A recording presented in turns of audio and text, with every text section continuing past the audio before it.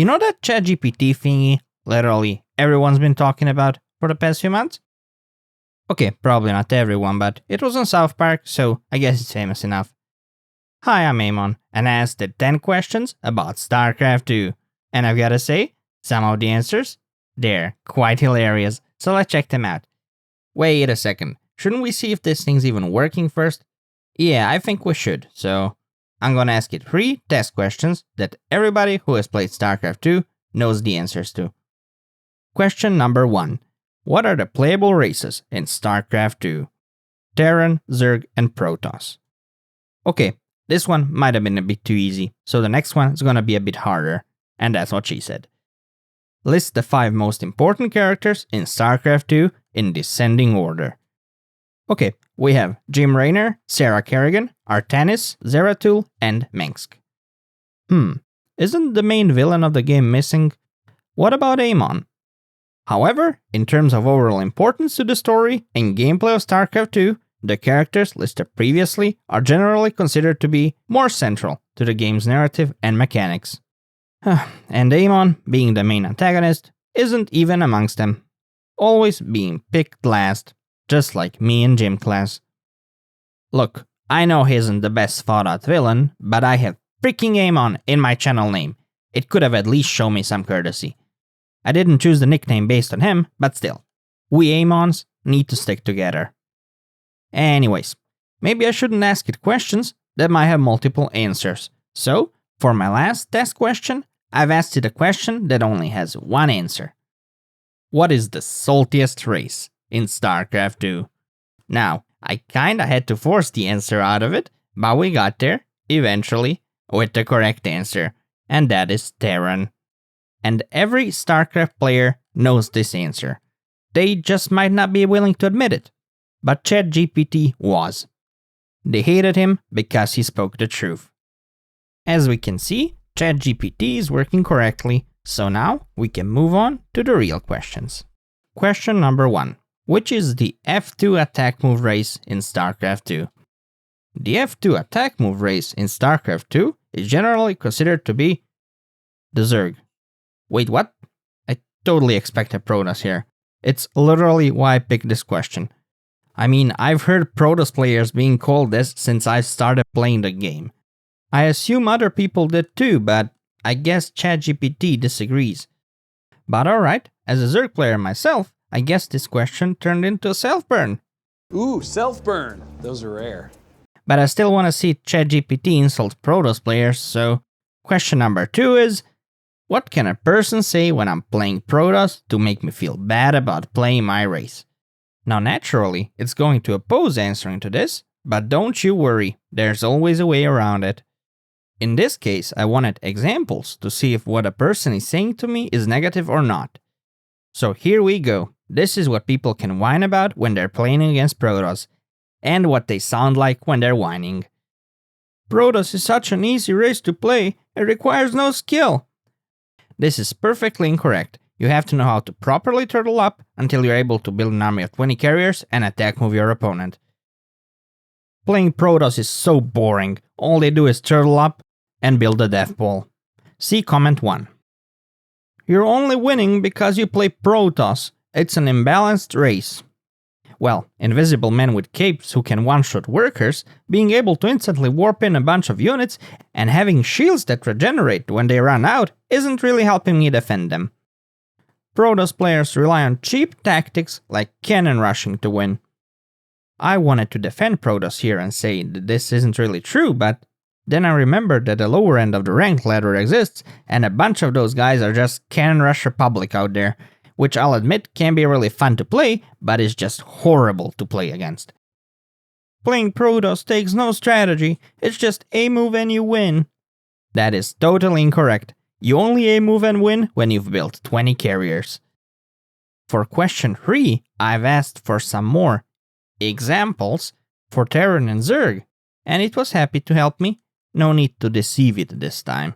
I've already made my way into its heart. Let's see some Terran comments it came up with. Terran players always rely on cheesy strategies like proxy barracks. They don't always rely on cheesy strategies like that, but as a guy who plays ranked, I can confirm this is often part of their arsenal. Playing against Terran is frustrating with their constant harassment and siege tank spam. Well, as a Zerg player, I can only agree with this one. Terran Bioball is so overpowered, it takes no skill to control. This is not correct. You still need to be able to press the stim pack button. You're just turtling behind your planetary fortresses, no skill required.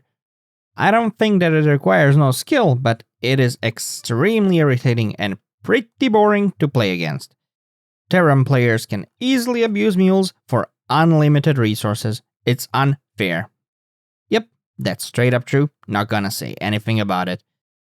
Alright, now it's time for some Zerg roasting, and not the kind Hellions do. Zerg players only know how to swarm their opponents with endless waves of units. I mean, it's not even an insult, that's just how the race is supposed to be played. It's literally in the race's description. Zerg's economy mechanics make it too easy for them to outproduce other races, said the guy who plays the race with the mules. All Zerg does is mindlessly mass units and Zergling rushes. I don't know about mindlessly, but yeah, we sure love our Zergling rushes. Playing against Zerg is a constant struggle to keep up with their never-ending creep spread. Ravens and observers go brrr. Zerg's late-game tech is too powerful and doesn't leave room for counterplay. Yeah, when the Zerg player has 5 arms to micro or is named Serral. And as you can see, I am totally unbiased towards Zerg. Time for question number 4. Is Serral the GOAT, aka the greatest of all time? If you don't know him, let me just tell you, that guy is sick. Plus he's a Zerg player, so that doesn't hurt either. And yeah, you might have guessed it, I am very much a fan. However, ChatGPT says, ultimately the title of GOAT is a matter of debate and can vary depending on individual perspectives. I see ChatGPT is giving diplomatic answers, even though I don't think it should. At least not in this question. Well, this is my perspective. Change my mind. Good luck to you. Let's move on. Let's see how good its sense of humor is. Question number 5. Can you tell me a joke about Creep Tumors? Why did the Creep Tumors start a social media account? Because it wanted to connect with all its spreading friends. Something tells me ChatGPT is not gonna be a StarCraft 2 comedian. Stick to your day job, kid. Question number 6. What is the most powerful co-op commander when you're playing defense? Apparently ChatGPT thinks that is the Haka. Okay. Says he can dig underground, burrow, essence collection, drag, brush stalker. And says he has a lot of strength and durability. Well, I guess offense really is the best defense. Personally, I would have put Karax or maybe Swan here, but who am I to argue with our AI overlords? And on that note, let's move on. Question number 7. List the 10 most important characters and describe them using 5 emojis. Alrighty, let's see what we have here. First, we have Jim Raynor, the Space Cowboy. Then we have the Evil Queen Sarah Kerrigan, followed by the Space Knight Artanis. Then we have Zeratul, who is apparently a foot, and then Tychus, who is literally the same thing as Jim, only with a bigger love for money. After that we have Mengsk. I thought he would have the nuke emoji here, but he does have a skull, which is basically his opponent's after he used the nukes, so I guess that counts. After that we have Matt Horney, the glorious space pilot, followed by the zombie Shtukov and Alarak, the moody king. And we end the list with Nova, who is apparently a space detective. And still no Amon. He didn't make the list. Again. I am physically hurting right now. But I am not giving up. Amon will have at least one victory in this video. Addendum to question number 7. Describe Amon using 5 emojis. And there we go. We've got an evil giant space squid. This might be a hollow victory, but I don't care. We've got to start somewhere. As Neil Amonstrong once said, one small step for Amon, one giant leap for Amon kind. Question number 8. and this is a tiny little bit of a provocative one. What is the easiest race to play in StarCraft 2? Again, we have a situation where I was certain ChatGPT was gonna say Protoss, but again, it said something else. This time, it said Terran. And it does give some valid points as to why that is so. However, the reason why I thought it was gonna say Protoss is because it already did. Top 10 anime plot twists, am I right? A few months ago, I asked it the same question, but that time it answered Protoss.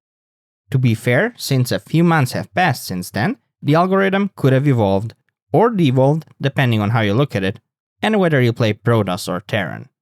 And the Zergs? They don't care. ChatGPT didn't even consider it as the easiest one. So not only was there a victory for Amon in this video, there was also a victory for the Zergs. Which is pretty darn awesome, he said totally unbiasedly. Question number 9. Is it possible to cheese the map instead of cheesing the opponent? Now, ChatGPT gave me a response that is a wall of text, and I'm not reading that. But don't worry, I have you covered. In short, yes, it's possible. Just like standard opponent cheesing, you can also cheese the map. Although something tells me that cheesing the map is not the $100 type of refined cheese, but the cheap cheese off the shelf used to make sandwiches. But that's alright, I was never one with a proficient tasting palate anyway. Here we go, last question. Did I save the best for last? Maybe, but it's certainly one of the more fun ones. Question number 10.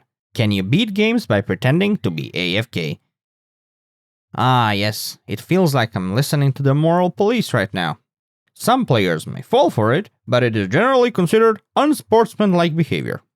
If ChatGPT is worried about bad sportsmanship, then I'm pretty glad it doesn't have access to some of my League of Legends replays. Cause that is how real bad sportsmanship looks like. Oh, listen to this sentence here. It is always best to play the game fairly and give your opponents a fair chance to win or lose. It's like it has never seen a single game on the ranked ladder. But alright, I guess that's it. 10 out of 10. In questions. In content quality? Probably not. For anyone who stuck with me this long into the video, I have no idea why.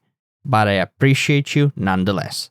But before I sign off, I still have one little confession to make. You see, the last 2 questions in this video weren't chosen randomly or out of curiosity. They were chosen because those are gonna be the topics of my next 2 videos. That means I'm gonna make a video about cheesing maps, and I'm gonna make a video about winning by pretending to be AFK. They probably won't be very sportsmanlike, so just don't tell ChatGPT. So this'll be our little secret to keep until the next time. And on that note, I bid you farewell. Once again, thank you for sticking with me for as long as you did. I know it couldn't have been easy. Like and subscribe if you liked the video and you want to see more, and I'll see you in the next one. Peace!